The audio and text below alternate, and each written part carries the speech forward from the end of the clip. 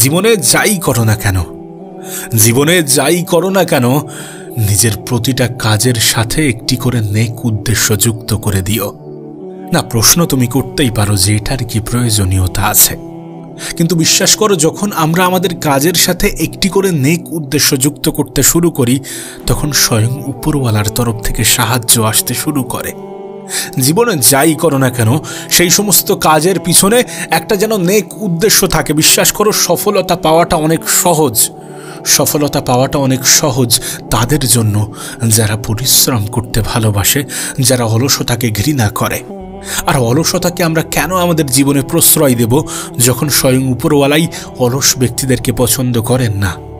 আমরা কেন পরিশ্রমকে নিজের জীবনের অংশ বানাবো না, যখন পরিশ্রমী ব্যক্তিদেরকে উপরওয়ালা সব থেকে বেশি পছন্দ করে না? আমি জানি না তুমি কোন ধর্মের, আমি জানি না তুমি কার প্রতি বিশ্বাস রাখো, কিন্তু আমার মনে হয় না এ পৃথিবীর কোনো ধর্ম অলসতাকে প্রমোট করে, অলসতাকে সাপোর্ট করে। কোনো ধর্মই করে না। স্বয়ং সৃষ্টিকর্তা এটা পছন্দ করেন না। তাহলে কেন তুমি অলস হবে? কেন তুমি অলসতাকে নিজের জীবনের অংশ বানাবে? দেখো, পৃথিবীতে আছি মানে পরিশ্রম করতে হবে, জীবিত আছি মানে পরিশ্রম করতে হবে। মেহনত এ পৃথিবীর সবাই করছে, তাহলে আমরা কেন করব না? আমাদের জীবনটা আমাদের কাছে কঠিন মনে হয়, কিন্তু এমনটা নয় যে আমাদের জীবনটাই সব থেকে বেশি কঠিন। কঠিন হতে পারে তোমার জীবনটা, হতে পারে তোমার পরিস্থিতি অনেক বেশি খারাপ, কিন্তু এমনটা নয় যে তোমার জীবনটাই সব থেকে বেশি কঠিন। তুমি তো দেখছো সমাজে এত মানুষ আছে। দেখো, আমাদের কাছে কিছু থাকুক না থাকুক, আমাদের কাছে মেহনত করার মতো বয়স আছে, আমাদের কাছে আমাদের শারীরিক ক্ষমতা আছে। পৃথিবীতে এমন হাজারো মানুষ দেখবে যারা শারীরিকভাবে অনেক বেশি দুর্বল। তুমি রাস্তাঘাটে দেখো না কত বৃদ্ধ মানুষকে তুমি তো দেখছো কত বেশি পরিশ্রম করে। তারা আমাদের থেকেও বেশি পরিশ্রম করে, এমন অনেক মানুষকে তুমি দেখতে পাবে। তোমার আশেপাশেই আছে, যদি একটু গড় করো তাহলে বুঝতে পারবে। না, আমি বলবো না যে তোমার কাজটা ছোট, অবশ্যই কোনো কাজ ছোট নয়। আমি এটাও বলবো না যে তোমার কাজটা অনেক বেশি কঠিন, যেটা হবে না, অবশ্যই হবে। এত মানুষ তো করে দেখাচ্ছে, তাহলে কেন হবে না? এত মানুষ তো পাচ্ছে, তাহলে কেন হবে না? হবে না এটা আমাদের ধারণা। আমি তোমাকে লিখে দিতে পারি, এ পৃথিবীতে তুমি দেখবে সেই সমস্ত মানুষগুলোই সব থেকে বেশি হেরে যায়, যারা তাদের মাথায় এটার জন্ম দেয় যে আমি হেরে যাব, আমার দ্বারা হবে না, আমি পারবো না। তুমি যেমনটা চিন্তা করবে তোমার জীবনটা ঠিক তেমনটাই হতে থাকবে, তেমনটাই হয়ে থাকে। আমাদের জীবন ঠিক তেমনটাই হয় যেমনটা আমরা ভাবি। তুমি একবার ভেবে দেখো, আমরা যে চিন্তাগুলো করি সেটার উপরেই আমাদের স্টেপ শুরু হয়, সেটার উপরেই আমরা পদক্ষেপ নিতে শুরু করি। এই যে পৃথিবীতে এত ধরনের প্রফেশন, এত ধরনের কর্মজীবন, কি জন্যে? কারণ পৃথিবীর প্রত্যেকটা মানুষের চিন্তাধারা ভিন্ন ভিন্ন। এত যে ব্যবসা গড়ে উঠেছে, কি জন্যে? কারণ পৃথিবীর বিভিন্ন মানুষ ভাবে যে এই ব্যবসাটা ভালো, এই ব্যবসাটা বেশি উত্তম। প্রতিটা মানুষের চিন্তাধারা ভিন্ন ভিন্ন। তুমি যখন অন্যের সাথে নিজেকে গুলিয়ে ফেলো, তখন তুমি নিজের চিন্তা ভাবনার উপরে প্রশ্ন তোলো, তখন তুমি নিজেই নিজের উপরে সন্দেহ করতে শুরু করো। তুমি ইউনিক। কাশ তোমাকে যদি বোঝানো যেত, কাশ তুমি যদি এটা বুঝতে, তাহলে অ্যাটলিস্ট অন্যের সাথে নিজেকে তুলনা করতে না, তাহলে আর যাই হোক অন্যের সাথে নিজেকে গুলিয়ে ফেলতে না। দেখো, আমাদেরকে কেউ বলিনি যে বড় স্বপ্ন দেখো না। অবশ্যই বড় স্বপ্ন দেখা যেতেই পারে, আর বড় স্বপ্ন দেখা উচিত। হ্যাঁ, আশা কম রাখা উচিত। আজকের জেনারেশনে কি হয়, আমরা মেহনত যতটা করি তার থেকে 10 গুণ বেশি আশা রাখি, কিন্তু মেহনতটা বেশি হওয়া প্রয়োজন, আশার মাত্রাটা কম থাকা প্রয়োজন। আশা যত কম রাখবো তত বেশি নিরাশ হওয়ার সম্ভাবনাটা কমবে। আশা যত কম রাখবো তত বেশি আনন্দে থাকতে পারবো, তত বেশি নিজের জীবনটাকে উপভোগ করতে পারবো। কিন্তু মেহনত ভরপুর করতে হবে, পরিশ্রম সম্পূর্ণটা করতে হবে, চেষ্টা নিজের তরফ থেকে ততক্ষণ পর্যন্ত করতে হবে যতক্ষণ পর্যন্ত চেষ্টা করা যায়, যতক্ষণ পর্যন্ত নিজের উপরে বিশ্বাস রাখা যায়। বিশ্বাস করো, আমি এটা দেখেছি পৃথিবীতে সফলতা পাওয়ার জন্য মানুষ মেহনত তো করছে, কিন্তু সফল হওয়ার পরে মানুষ মেহনত করতে চায় না। জীবনে তুমি তখনই অনেক কিছু করতে পারবে, অনেক বড় কিছু করতে পারবে, যখন তুমি সফলতা পাওয়ার জন্য যতটা মেহনত করবে, সফল হয়ে যাওয়ার পরে যদি তার থেকে বেশি মেহনত করো। আর এমনটাই করা উচিত। এটা যারা করে না তারা জীবনে অনেক দূর পর্যন্ত এগোতে পারে না। এ পৃথিবীতে বেশিরভাগ মানুষ দেয়ালে পিঠ থেকে যাওয়ার পরেই স্টেপ নিতে শুরু করে। এ পৃথিবীতে বেশিরভাগ মানুষ দেয়ালে পিঠ থেকে যাওয়ার পরেই পদক্ষেপ নিতে শুরু করে। আমাদের সব থেকে বড় নেগেটিভ পয়েন্ট এটি। বিশ্বাস করো, যখন আমরা দেয়ালে পিঠ থেকে যাওয়ার পরে পদক্ষেপ নিতে শুরু করব, তখন অনেক কিছুই আমাদের হাতের বাইরে চলে যাবে। তখন অনেক কিছুকে আমরা ঠিক করতে পারবো না। তখন আমরা আমাদের ইচ্ছা চাহিদা অনুযায়ী আমাদের জীবনটাকে অতিবাহিত করতে পারবো না। এখনও সময় আছে তোমার হাতে, বিশ্বাস করো, এখনও সময় আছে। সময় থাকতে নিজের জীবনে পরিবর্তন আনতে শুরু করো। পরিস্থিতির উপরে সমস্ত কিছু ছেড়ে দিও না। সময়কে এত বেশি অবহেলা করো না, কারণ সময় এ পৃথিবীর সবথেকে মূল্যবান জিনিস। এ পৃথিবীতে এই যে ধনী গরিবের ব্যবধান, এই যে সফলতা এবং বিফলতার ব্যবধান, এই ব্যবধানগুলো শুধুমাত্র সময়ই কিন্তু সৃষ্টি করে। সময় কত বড় উপহার আমাদের জন্যে, কাশ তোমাকে যদি বোঝাতে পারতাম। সময় কত বড় হাতিয়ার আমাদের জন্যে, কাশ তোমাকে যদি বোঝাতে পারতাম। আর যদি তুমি সেটা বুঝে যাও, তাহলে তুমি এই সময়কে কখনোই অপচয় করবে না। এ পৃথিবীতে যা কিছু হচ্ছে সময়ের সঠিক ব্যবহারের কারণেই হচ্ছে। যদি এ পৃথিবীর সবথেকে মূল্যবান জিনিস কিছু থেকে থাকে, তাহলে সেটা অবশ্যই সময়। জানো আমাদেরকে কি বোঝানো হয়? আমাদেরকে বোঝানো হয় যে যদি আমরা এখন এনজয় না করি, তাহলে একটা সময় পরে আমাদের আফসোস হবে যে কাশ সেই সময়টা যদি এনজয় করতাম। আমি জানি না এটা কাদের জন্য প্রযোজ্য। হ্যাঁ, এটা হতে পারে যারা অনেক ধনী তাদের জন্য প্রযোজ্য, কিন্তু আমাদের জন্য নয়। আমাদের জীবনে অনেক ঘাটতি আছে। আমাদের জীবনে এখনও অনেক কিছু করার বাকি আছে।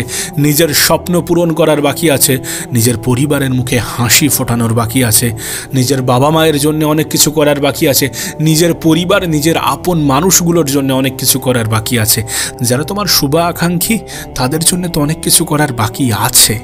তাহলে কেন এই চিন্তা ভাবনাগুলো মাথায় আসবে? আমি জানি না কখনো এমন কিছুর জন্য আফসোস হবে কিনা যে কাশ যদি সেই সময়টা এনজয় করতাম, কিন্তু এটার জন্য ঠিকই আফসোস হবে যে কাশ যদি সেই সময়টাকে কাজে লাগাতাম, কাশ যদি সেই সময়টাকে ব্যবহার করতাম। আমরা এই বয়সে দাঁড়িয়ে ভাবি, মৃত্যুসজ্জায় গিয়ে হয়তোবা আমাদের আফসোস হবে যে কাশ যদি আমরা সেই সময়টা আনন্দ করতাম। বিশ্বাস করো, এমন কোনো আফসোস হবে কিনা আমি জানি না, কিন্তু এটার জন্য ঠিকই আফসোস হবে কাশ যদি আমি আমার অতীতের সময়গুলোকে সঠিকভাবে ব্যবহার করতাম, যদি নিজেকে ভালো কাজের সাথে যুক্ত করে রাখতে পারতাম, যদি খারাপ জিনিসগুলো থেকে দূরে থাকতে পারতাম।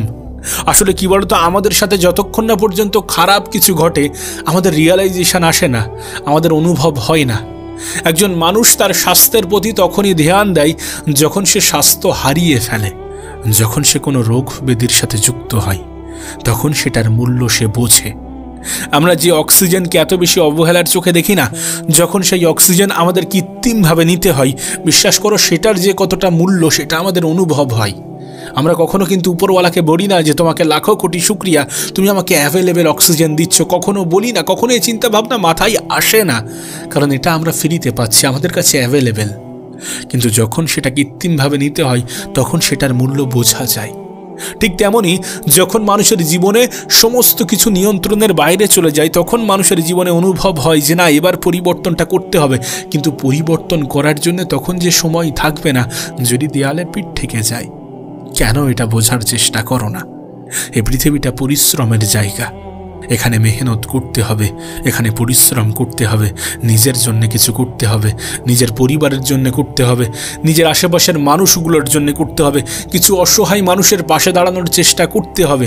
কারণ আমরা যখন অন্যদেরকে সাহায্য করি না, তখন ভিতর থেকে একটা অন্যরকম শান্তি অনুভব হয়।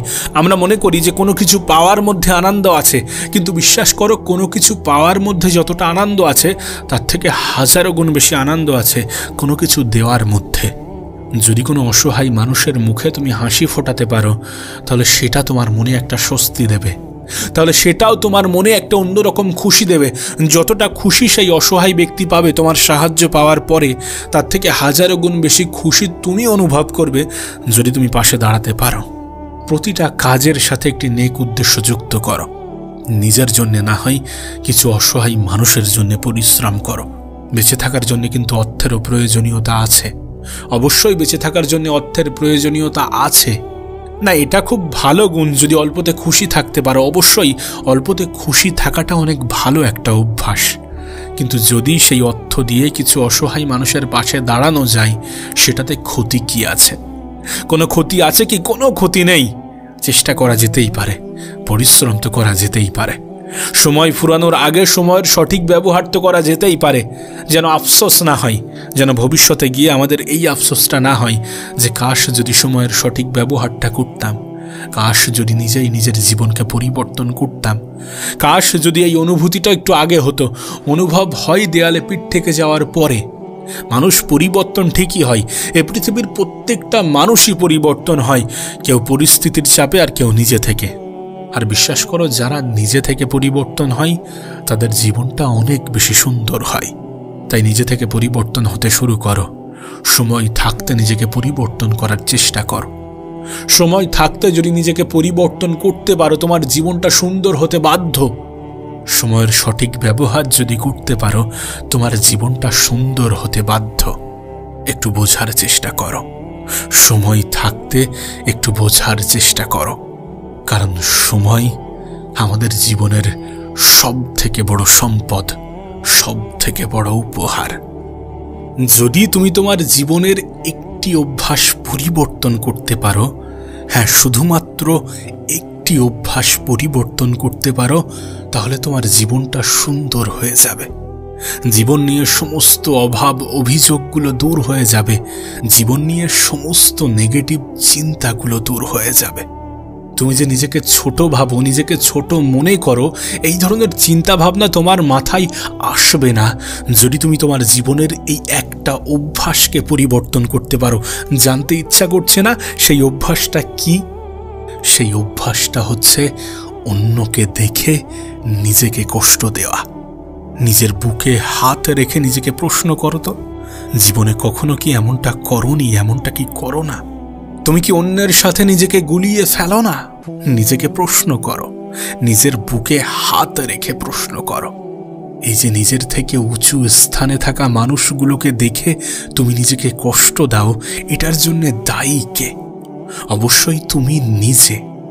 আমরা যে অন্যদের দেখে মনে করি যে অন্যরা অনেক ভালো আছে, সেটা দেখে আমরা নিজেদেরকে কষ্ট দিয়ে থাকি, এটা বলে যে আমাদের জীবনেই এত সমস্যা, আমাদের জীবনেই এত কষ্ট, আমাদের জীবনেই এত দুঃখ, আমাদের জীবনেই এত বাধা, এত বিপদ।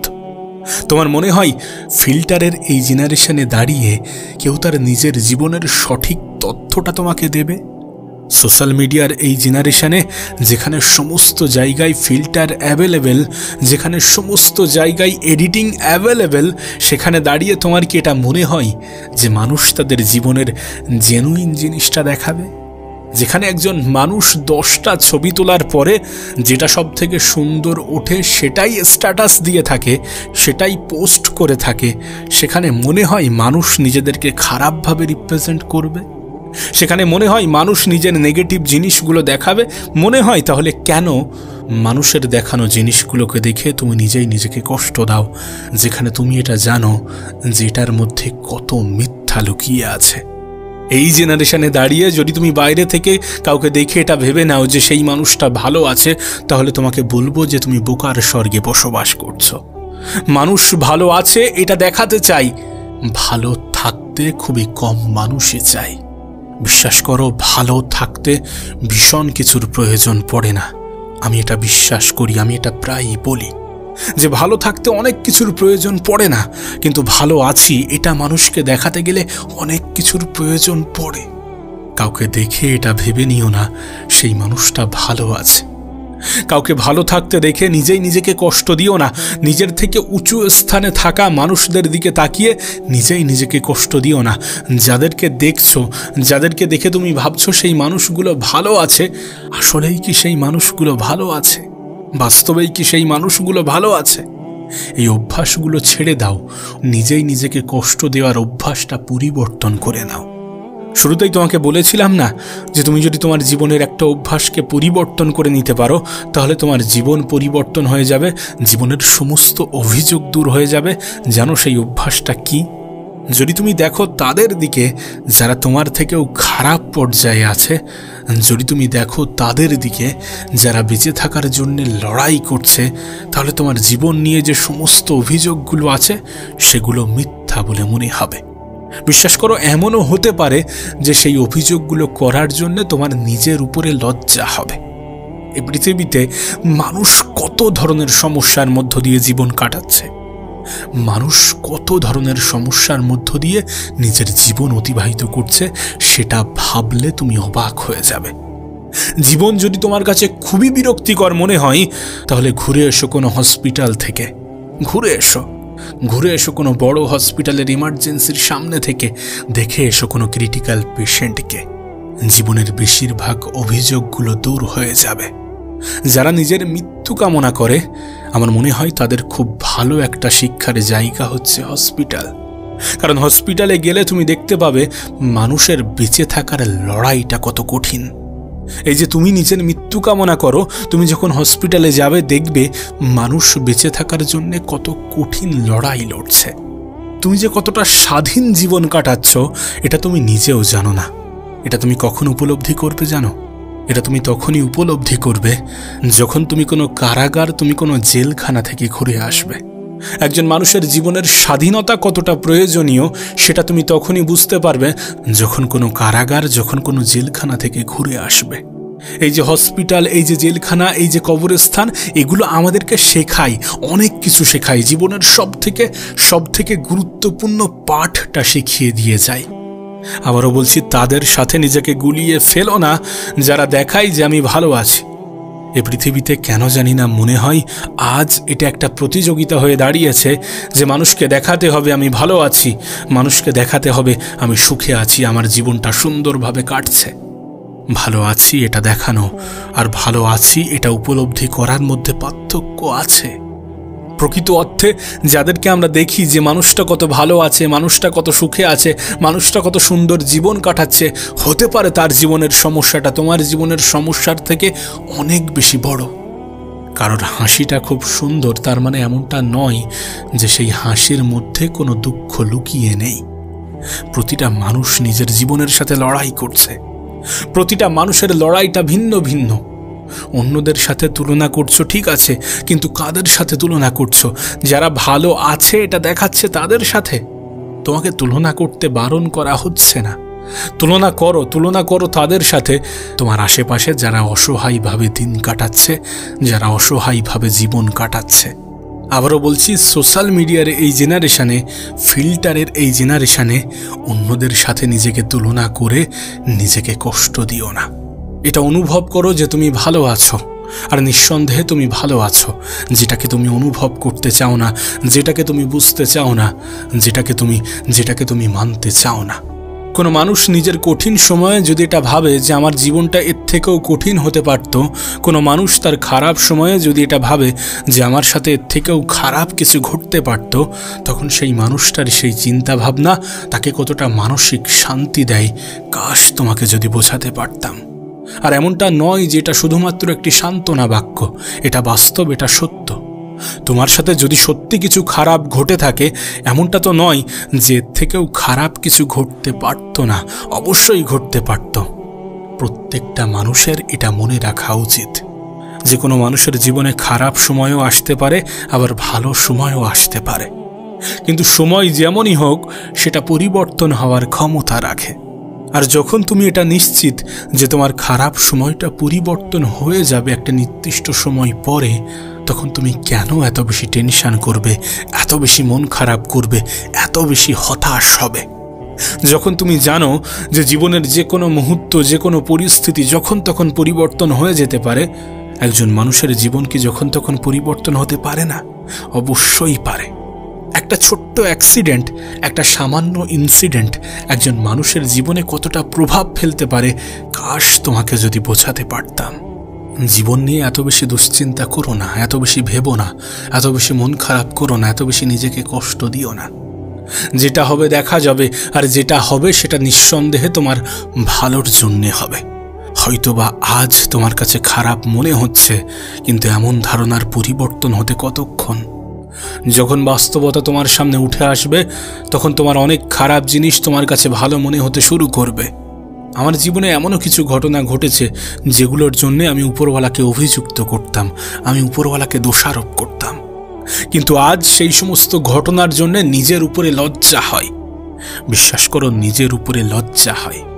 কারণ আজ এটা মনে হয় যে আমার জীবনে যা যা ঘটেছিল, যত কিছু ঘটেছিল, সেগুলো আমার ভালোর জন্যে ঘটেছিল। যদি কোনো জিনিস তোমার জীবন থেকে হারিয়ে যায়, যদি কোনো জিনিস আমাদের জীবন থেকে হারিয়ে যায়, সেটার পিছনেও কোনো না কোনো কারণ আছে, সেটার পিছনেও কোনো না কোনো যুক্তি আছে। তাই এত বেশি মন খারাপ করা যাবে না, এত বেশি দুশ্চিন্তা করা যাবে না, এত বেশি হতাশ হওয়া যাবে না। যিনি এ পৃথিবীকে পরিচালনা করছেন তিনিই আমাদের জীবনকে পরিচালনা করছেন, আর তিনি জানেন আমাদের জন্য কোনটা উত্তম। যিনি আমাদেরকে পৃথিবীতে পাঠিয়েছেন তিনি আমাদের থেকেও বেশি দায়িত্ববান আমাদেরকে নিয়ে। তাহলে কিসের জন্য টেনশন করবে, কিসের জন্য মন খারাপ করবে, কিসের জন্য হতাশ হবে? যখন জীবনের বাস্তবতাগুলো তোমার কাছে সম্পূর্ণ স্পষ্ট, তোমার কাছে অনুরোধ করব যারা দেখাতে চাই যে আমি ভালো আছি, তাদের সেই দেখানোকে বিশ্বাস করো না। তাদের প্রতি বিশ্বাস করে নিজেই নিজেকে কষ্ট দিও না। কেন এটা বোঝার চেষ্টা করো না যে এটা ফিল্টারের যুগ, এটা এডিটিংয়ের যুগ। এখানে প্রত্যেকটা মানুষ নিজেকে, নিজের জীবনকে সুন্দরভাবে রিপ্রেজেন্ট করতে চায়। এখানে মানুষ নিজেকে খুশিতে রাখার পরিবর্তে অন্যদেরকে ইমপ্রেস করতে চায়। প্রতিযোগিতার এ পৃথিবীতে এক নতুন প্রতিযোগিতা যে ভালো আছি এটা দেখাতে হবে। মিথ্যার প্রতি বিশ্বাস রেখো না।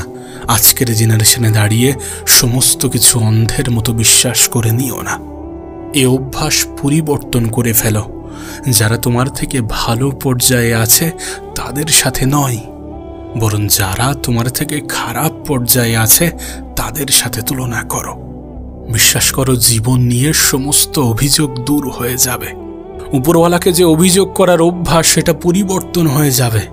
না চাইতেই উপরওয়ালার শুকরিয়া জানাতে বাধ্য হবে যখন তুমি অসহায় মানুষগুলোর দিকে করুণ দৃষ্টিতে তাকাবে। সোশ্যাল মিডিয়াতে এমন জিনিসও পাবলিক হচ্ছে, সেগুলোকে দেখো এবং সেই সকল স্থানে নিজেকে বসিয়ে একটু কল্পনা করো। নিঃসন্দেহে জীবনের সমস্ত অভিযোগগুলো দূর হয়ে যাবে।